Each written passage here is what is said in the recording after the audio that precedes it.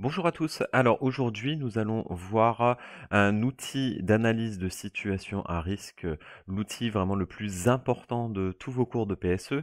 C'est l'outil qui s'appelle le processus d'apparition du dommage, le PAD. Alors cet outil a un petit peu évolué au fil des années, donc je vous présente la dernière version en cours. Alors pourquoi est-ce que c'est l'outil le plus important en PSE? Parce que cet outil-là, on va vous demander de l'utiliser au bac, on va vous demander de l'utiliser pendant les épreuves de CAP, on va vous demander de l'utiliser aussi pendant les formations SST. C'est un outil simple à utiliser, très efficace et assez polyvalent.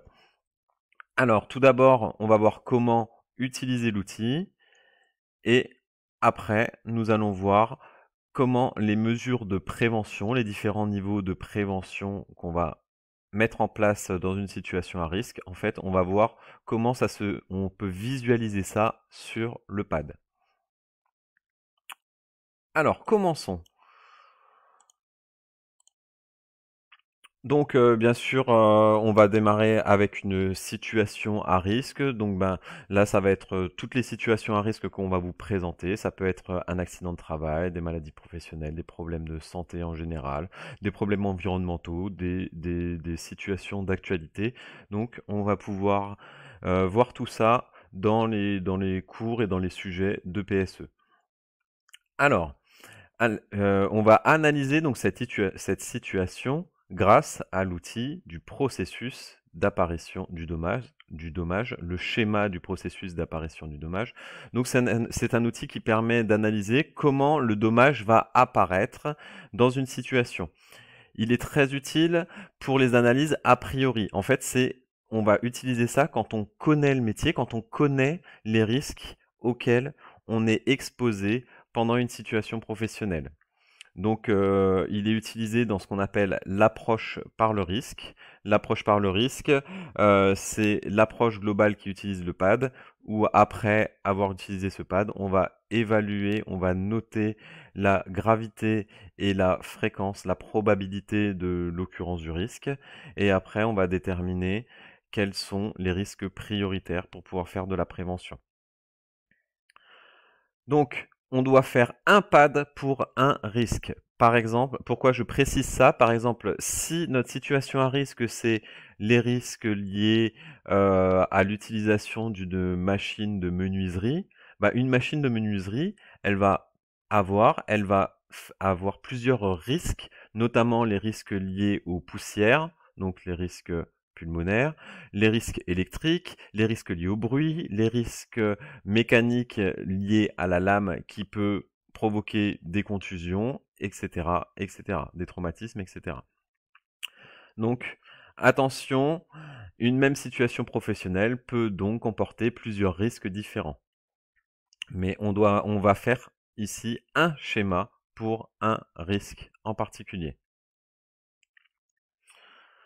Oui aussi, point très important, pour votre examen de bac, on va vous donner la situation à risque, mais on va vous demander d'analyser cette situation à l'aide du schéma du processus d'apparition du dommage, mais on ne va pas vous donner le modèle à compléter. Vous allez devoir vous-même construire ce schéma-là et le remplir. Donc, on va voir quelles sont les différentes étapes, quelles sont les différentes parties de ce schéma. Alors donc, je vous ai dit, on fait ce schéma pour un risque. C'est pour ça que moi, en haut, je marque processus d'apparition du dommage pour le risque. Et ici, on va identifier quel type de risque c'est. Donc, un risque chimique, risque électrique, risque de chute de plein pied, risque de chute en hauteur, etc., etc. Donc, le risque, c'est bien l'ensemble de tout ce schéma où on va avoir un enjeu ou un opérateur ou une potentielle victime. On va avoir aussi un danger et l'association l'effet du danger sur l'enjeu va provoquer le dommage. C'est tout ça le risque. Le risque, c'est le danger agit sur un enjeu et provoque un dommage. Donc, qu'est-ce que c'est? On va définir élément par élément. Donc, qu'est-ce que c'est que le dommage? Le dommage, c'est l'atteinte sur la santé. un dommage sur la santé physique, mentale, sociale, financière d'une personne. Ça peut être à un niveau individuel d'une personne, ça peut être à un niveau plus grand, une entreprise, une famille, ou on pourrait même faire ça sur l'environnement. Donc c'est ça le dommage. Le danger maintenant. Le danger, c'est le truc, c'est l'objet, moi j'aime bien dire le truc parce que c'est pas forcément un objet qui va porter atteinte à la santé de l'enjeu de l'opérateur. Donc je dis le truc parce que par exemple l'électricité c'est pas physique, c'est pas palpable, donc c'est pas seulement quelque chose de matériel. Ça peut être le bruit, ça peut être une situation stressante, ça peut être la température. Donc voici le danger.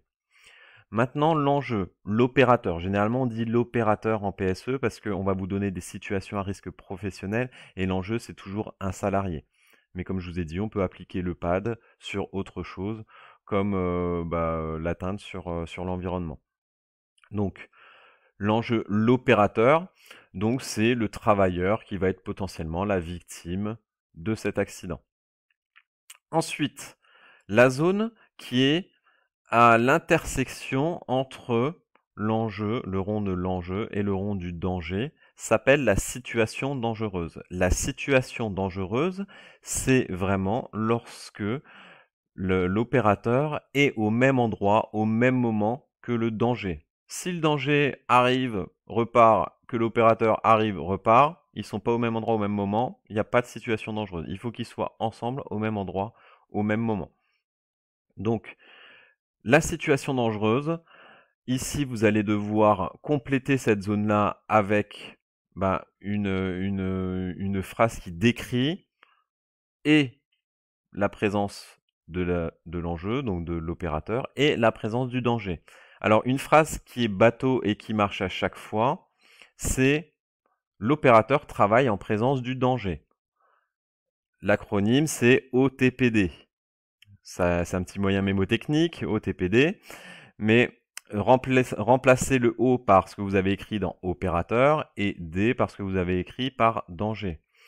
Par exemple, le salarié travaille en présence d'une machine électrique non isolée.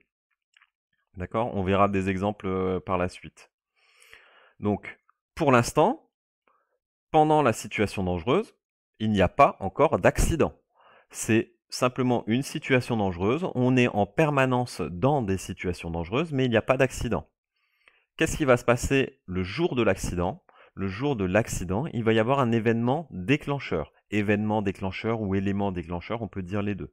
Donc, l'événement déclencheur du dommage, c'est la chose, le truc, pareil, qui va se passer pour transformer la situation dangereuse où mon opérateur il est en bonne santé en situation d'accident où mon opérateur il a un dommage sur sa santé.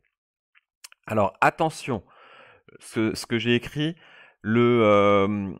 l'opérateur n'a pas fait attention, l'opérateur était distrait. Ça ne suffit pas pour être un élément déclencheur. En permanence, on est dans des situations dangereuses sans faire attention, sans être distrait, mais on n'a pas d'accident. Donc la distraction, ça ne suffit pas, ce n'est pas nécessaire pour provoquer un dommage. Ensuite, quelques exemples, je vous montre deux petits exemples. Alors, l'exemple de le journaliste qui fait un safari photo et qui va se faire attaquer par un lion. Le processus d'apparition du dommage pour le risque de se faire mordre ou se faire tuer par un lion sauvage. L'opérateur, donc ici c'est le journaliste, l'homme imprudent. Le danger, c'est le lion et on va être précis, on va dire plus précisément ses dents. C'est les dents qui vont nous mordre, qui vont nous provoquer le dommage. La situation dangereuse, je vous rappelle, OTPD, donc le journaliste travaille en présence du lion. C'est une phrase bateau, vous pouvez améliorer un petit peu cette phrase-là pour qu'elle soit plus sympa, mais c'est une phrase qui marche dans la plupart des cas. L'événement déclencheur. Quand est-ce que le journaliste est en présence du lion et que juste après, il va y avoir le dommage sur sa santé? Qu'est-ce qui va se passer comme événement qui va entraîner l'un vers l'autre? c'est le lion devient agressif et attaque le journaliste. Ça, c'est l'événement qui a déclenché le dommage. Donc ici, le dommage, ça peut être la mort. Autre exemple, par exemple sur un risque électrique, l'opérateur va être le technicien, le danger, ça va être le câble dénudé avec de l'électricité dedans. La situation dangereuse, c'est le technicien travaille avec un câble où il y a de l'électricité dedans, donc un câble sous tension. Ça, c'est la situation dangereuse. Pour l'instant, il n'y a pas d'accident. Qu'est-ce qui va se passer le jour de l'accident? Le technicien touche au câble dénudé. Et quel va être le dommage? Il va être mort par électrocution ou juste électrisé. Alors, ici, on a deux cas où on a affaire à des accidents, à des choses qui sont vraiment immédiates, ponctuelles. Donc, en quelques secondes, on passe de l'état de bonne santé à l'état de dommage. Par contre, dans certains cas, ça ne va pas être l'événement déclencheur, ça ne va pas être juste un fait qui est ponctuel, mais ça peut être la répétition à long terme, la répétition tous les jours de quelque chose, de l'exposition au danger qui va provoquer le dommage. Par exemple, quand j'écoute de la musique avec un volume qui est un petit peu trop élevé, c'est la répétition, le fait d'écouter de la musique tous les jours, tous les jours, tous les jours, tous les jours, tous les jours, qui va provoquer un problème d'audition. Autre exemple, un technicien, donc cet électricien par exemple, là on va, si on modifie, on fait un risque lié aux troubles musculo-squelettiques. Donc mon technicien, tous les jours, il porte une caisse à outils, pas excessivement lourde, mais une caisse à outils de 25-30 kg. Donc la situation dangereuse, tous les jours, il porte la caisse à outils de 30 kg. Et l'événement déclencheur du dommage, là c'est la répétition de ce geste qui va provoquer une lombalgie, qui va provoquer des troubles musculo-squelettiques. Donc, comment, quand on va faire, donc oui, après on définit la problématique, après quand on va faire les mesures de prévention, comment ça se traduit sur le schéma du processus d'apparition du dommage?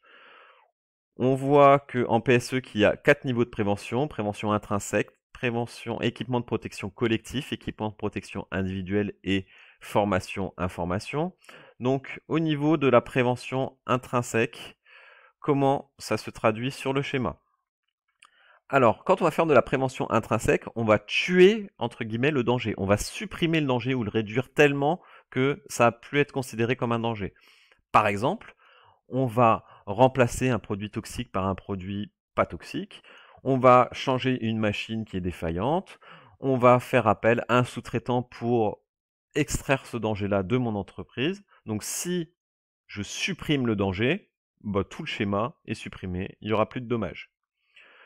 Deuxième niveau de prévention, on va mettre en place des équipements de protection collectifs. Alors ici, on va isoler le danger, on va mettre une barrière autour du danger pour protéger n'importe qui va s'approcher du danger. Notre opérateur, mais aussi un deuxième opérateur qui est dans l'entreprise. Si on isole le danger, comme une armoire fermée à clé, une salle fermée à clé, des barrières, des carters de protection, etc., plus de dommages possibles. Troisième niveau de prévention, on va isoler chaque opérateur. Donc ça, c'est les EPI, les gants, masques, lunettes, chaussures, etc., etc. Mais si on isole un opérateur, un deuxième opérateur va pouvoir s'approcher du danger et en être victime.